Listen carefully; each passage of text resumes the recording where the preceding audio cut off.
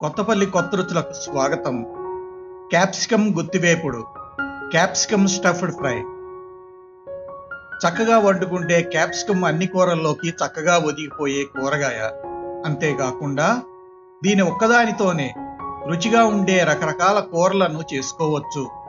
ఈ క్యాప్సికాన్నే తెలుగులో బొంగ మిరపకాయ అని, ఇంగ్లీష్లో బెల్ పెప్పర్స్ అని అంటారు. ఈ బొంగ మిరపకాయలతో రుచికరమైన గుత్తివేపుడు కూరని ఎలా చేసుకోవచ్చో చూద్దామా మరి. క్యాప్సికమ్ గుత్తివేపుడు తయారీకి కావలసినవి: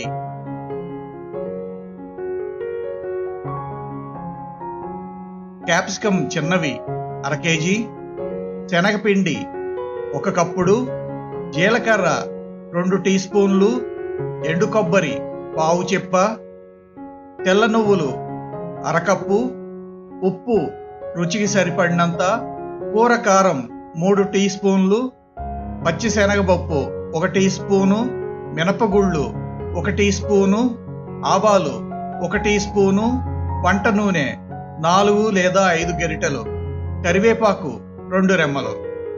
క్యాప్సికమ్ గుత్తివేపుడు తయారీ విధానం: ముందుగా ఎండు కొబ్బరిని సన్నగా పొడుగ్గా తురుముకోవాలి. తరువాత నువ్వుల్ని బాణలిలో నూనె లేకుండా కొంచెం దోరగా వేయించుకోవాలి.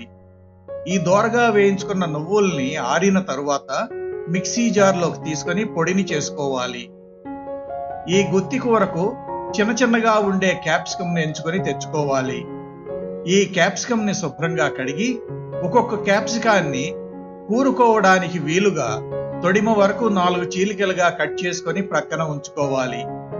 తరువాత ఒక ప్లేట్ తీసుకొని అందులో శనగపిండిని, జీలకర్రని, ఎండు కొబ్బరి తురుముని, నువ్వుల పొడిని, రుచికి సరిపడినంత ఉప్పుని, కూర కారాన్ని వేసుకొని అన్నింటినీ బాగా కలుపుకోవాలి.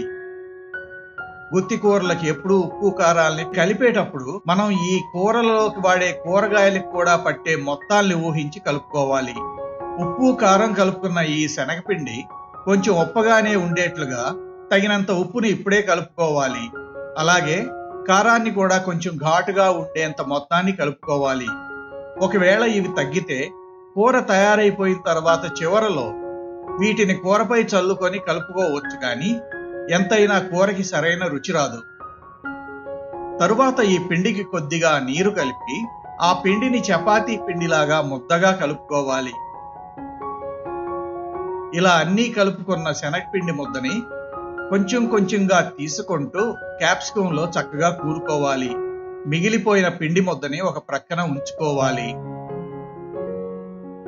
తరువాత పొయ్యి మీద వెడల్పాటి బాణలిని పెట్టి బాణలిలో నూనెను పోసుకొని నూనె వేడెక్కిన తరువాత పచ్చిశనగపప్పు, ఆవాలు, మినపగుళ్ళు వేసి స్టవ్ని సిమ్లో ఉంచి దోరగా వేయించుకోవాలి. అవి దోరగా వేగిన తరువాత బాణలిలో స్టఫ్ చేసి ఉంచుకున్న క్యాప్సికమ్ ని ఒకదానిపై ఒకటి కాకుండా ఒక దొంతరలో మాత్రమే తొడిమ భాగం క్రిందకి వచ్చేట్లు వీడియోలో చూపించిన విధంగా పేర్చుకోవాలి. ఇలా ఒకే దొంతరలో పేర్చడం వల్ల క్యాప్సికమ్ అన్ని చక్కగా వేగటమే కాకుండా వాటి తొడిమ భాగాలు కూడా చక్కగా వేగుతాయి. లేకుంటే తొడిమ భాగం వేగకుండా పచ్చిగా ఉండిపోతుంది. ఇందువల్ల ఇలాంటి గుత్తివేపుళ్ళకి బాగా వెడల్పాటి బాణల్నే వాడుకోవాలి. సిమ్ మంట మీదనే కూరని చివరిదాకా వేయించుకోవాలి. ఇప్పుడు ఈ బాణలి పైన దానిని పూర్తిగా కప్పే కొంచెం గుంటగా ఉన్న మూతని ఉంచి ఆ మూతలో కొంచెం నీళ్ళని పోసుకోవాలి.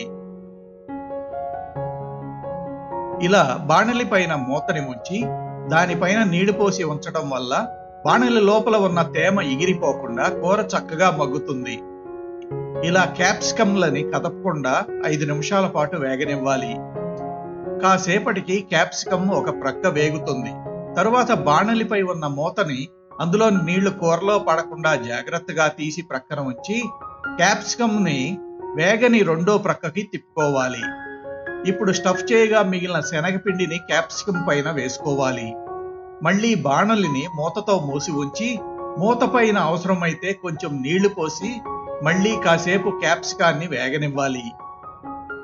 ఇలా తడవలుగా అన్ని వైపులకు త్రిప్పుతూ క్యాప్సికాన్ని బాగా వేయించుకోవాలి. కూర వేగుతున్న సమయంలోనే మధ్యలో ఒకసారి కరివేపాకును కూడా వేసుకోవాలి. ఆఖరికి తొడిమ భాగం కూడా పచ్చి లేకుండా బాగా వేగిందనుకున్న తర్వాత స్టవ్ని కట్టివేయాలి. అంతే, క్యాప్సికం కూర రెడీ. మా క్యాప్సికం వేపుడు వీడియోను వీక్షించినందుకు ధన్యవాదాలు.